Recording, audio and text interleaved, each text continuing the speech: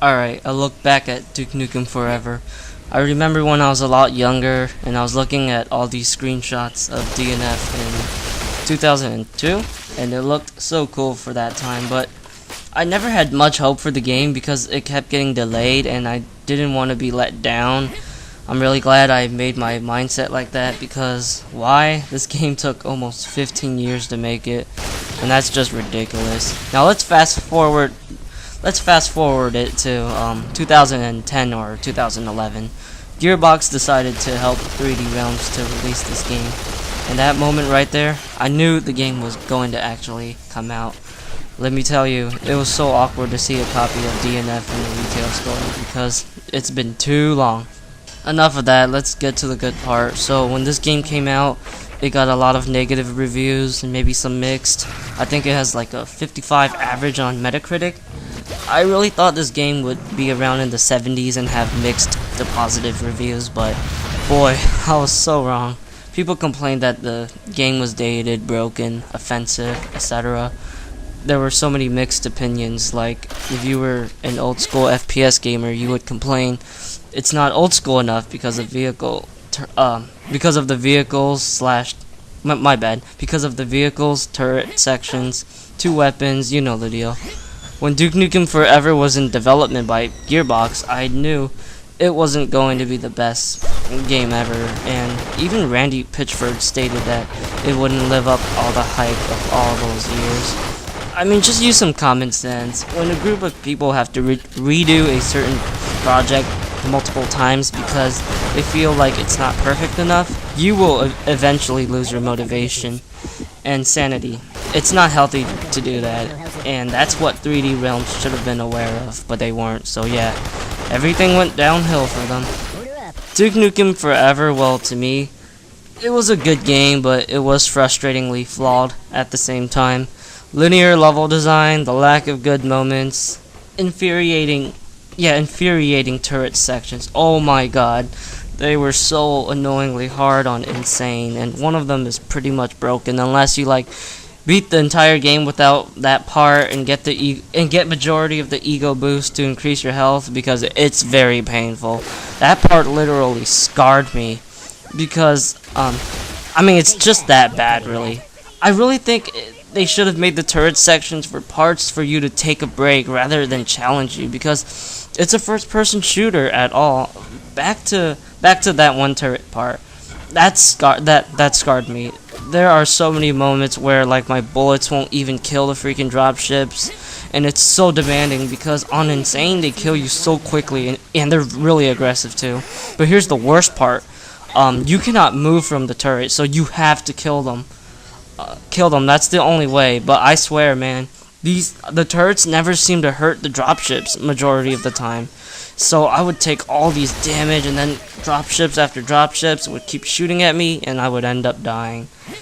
It's a very, very painful part. A lot of people have complained that this part was, broken, that it needs a patch to make it more balanced. I really hope the next Duke Nukem game doesn't have anything like that. That part was awful. For the good parts, it really did feel like a Duke Nukem game. I really enjoyed what they did to reinvent the game. The game, to me, it really felt like a 90s shooter, not akin to Doom or Quake, but more like Half-Life or Sin.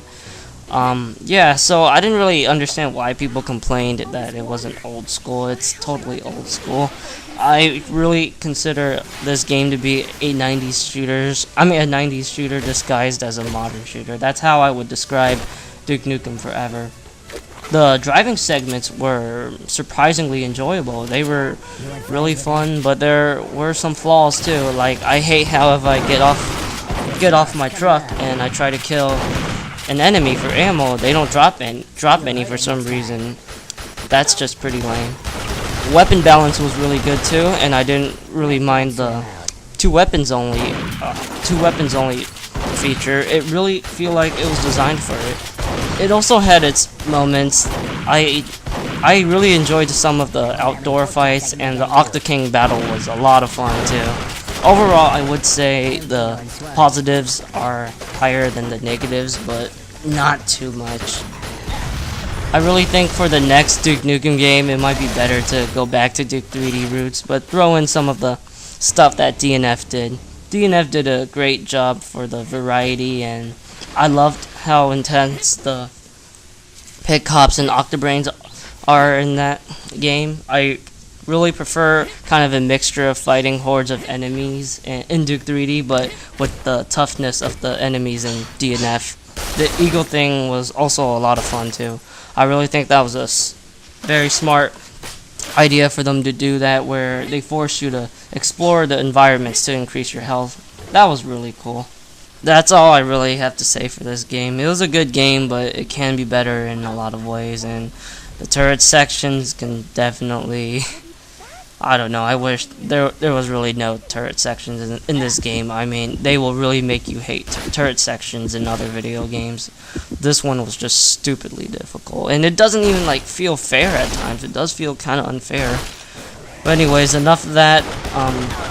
This level, Duke Burger, this one was really interesting because you're actually a mini Duke and you're in this little restaurant, I guess. Well, yeah, fast food restaurant. And it's pretty cool to see all the segments of this game. You see you got some platforming, then you got some fighting. It's really a nice change of pace compared to the previous levels of this game, basically. And this part, I'm actually about to get into the more intense fight, but unfortunately, I'm almost done with the commentary, so you're not really gonna get to see that. Anyways, I'm done with this video. Hope you guys have a nice day. Later.